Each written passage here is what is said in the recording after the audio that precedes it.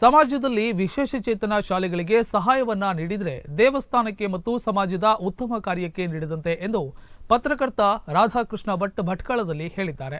ಭಟ್ಕಳದ ಸ್ನೇಹ ವಿಶೇಷಚೇತನ ಮಕ್ಕಳ ಶಾಲೆ ಮತ್ತು ತರಬೇತಿ ಕೇಂದ್ರದ ನಿರ್ವಹಣಾ ವೆಚ್ಚವಾಗಿ ಶ್ರೀ ಕ್ಷೇತ್ರ ಧರ್ಮಸ್ಥಳ ಗ್ರಾಮಾಭಿವೃದ್ಧಿ ಯೋಜನೆಯ ಮೂಲಕ ಧರ್ಮಾಧಿಕಾರಿ ಡಾಕ್ಟರ್ ವೀರೇಂದ್ರ ಹೆಗ್ಗಡಿಯವರು ಮಂಜೂರು ಮಾಡಿದ 75,000ದ ಆದೇಶ ಪತ್ರವನ್ನು ಶಾಲೆಯ ಮುಖ್ಯಸ್ಥೆ ಮಾಲತಿ ವಿದ್ಯಾವರ್ ಅವರಿಗೆ ಹಸ್ತಾಂತರಿಸಿದರು.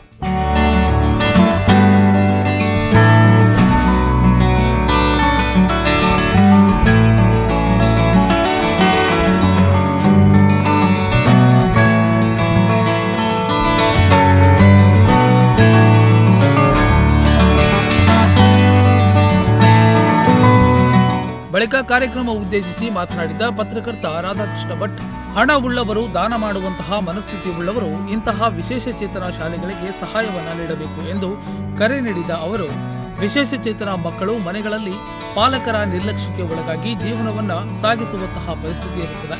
ಇಂತಹ ಮಕ್ಕಳನ್ನ ಈ ಶಾಲೆಗೆ ಕರೆತಂದು ದಿನನಿತ್ಯ ಅವರನ್ನ ನೋಡಿಕೊಳ್ಳುವುದಲ್ಲದೆ ಅವರಿಗೆ ತರಬೇತಿಯನ್ನ ನೀಡಲಾಗುತ್ತಿದೆ.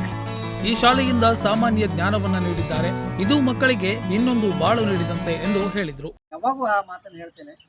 ಎಲ್ಲೋ ಮನೆಯಲ್ಲಿ ಒಂದು ಮೂಲೆಯಲ್ಲಿ ಪಾಲಕರ ನಿರ್ಲಕ್ಷ್ಯಕ್ಕೆ ಒಳಗಾಗಿ ಮನೆಯಲ್ಲಿ ಒಂದು ಮೂಲೆಯಲ್ಲಿ ಊಟ ತಿಂಡಿ ಮಾಡ್ಕೊಂಡು ಇರ್ತಿದ್ರು ಆ ಮಕ್ಕಳು.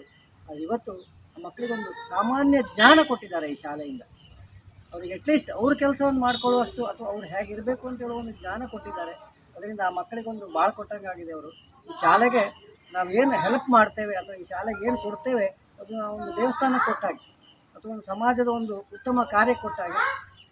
ನನ್ನ ಒಂದು ರಿಕ್ವೆಸ್ಟ್ ಅಂದರೆ, ಉಳ್ಳವರು ಅಥವಾ ಗುಣ ಉಳ್ಳವರು ಈ ಶಾಲೆಗೆ ಆದಷ್ಟು ಸಹಾಯ ಮಾಡಬೇಕು.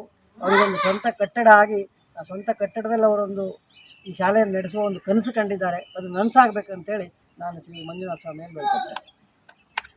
ಶ್ರೀ ಕ್ಷೇತ್ರ ಧರ್ಮಸ್ಥಳ ಗ್ರಾಮಾಭಿವೃದ್ಧಿ ಯೋಜನೆಯ ಯೋಜನಾಧಿಕಾರಿ ಗಣೇಶ್ ನಾಯ್ಕ್, ಶಾಲೆಯ ಮುಖ್ಯಸ್ಥೆ ಮಾಲತಿ ವಿದ್ಯಾವರ್ ಕಾರ್ಯಕ್ರಮ ಉದ್ದೇಶಿಸಿ ಮಾತನಾಡಿದರು. ಈ ವೇಳೆ ಪತ್ರಕರ್ತರ ಕ್ಷೇಮಾಭಿವೃದ್ಧಿ ಸಂಘದ ಅಧ್ಯಕ್ಷ ರಾಘವೇಂದ್ರ ಹೆಬ್ಬಾರ್, ಕಾರ್ಯದರ್ಶಿ ಮನಮೋಹನ್ ನಾಯ್ಕ್, ಯೋಜನೆಯ ಮೇಲ್ವಿಚಾರಕ ಕೇಶವ್, ಪತ್ರಕರ್ತ ನಸೀಮುಲ್ಲಾ ಗನಿ, ಈಶ್ವರ್ ನಾಯ್ಕ್, ಲೋಕೇಶ್ ನಾಯ್ಕ್ ಮುಂತಾದವರು ಉಪಸ್ಥಿತರಿದ್ದರು.